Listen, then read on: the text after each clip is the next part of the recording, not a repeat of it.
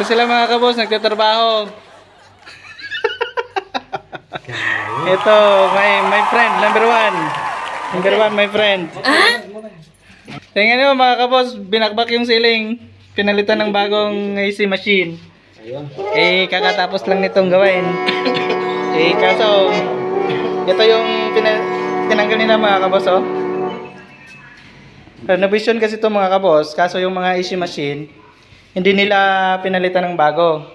Eh ngayon, ilang araw pagkatapos ng handover, nagkaroon ng problema. Kaya ang nangyari mga kaboss, ito. Oh, yan. Ayan mga kaboss. Oh. Ngayon, subscriber, mahirap din. My friend, kita rin Mga ganyang mga bagay mga kaboss. Pagkatapos lang ng bahay mo, babaklasin ulit.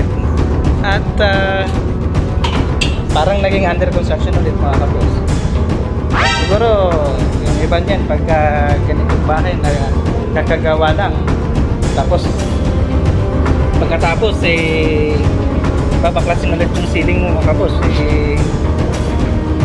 Siguro, hindi maganda sa yung part. Pero wala tayong magagawa mga kaboss. Dahil, under maintenance contract pa naman siguro itong mga kaboss. Ayan o, dalawang area mga kaboss ang kanilang tinanggal na machine, pinalitan ng bago lahat.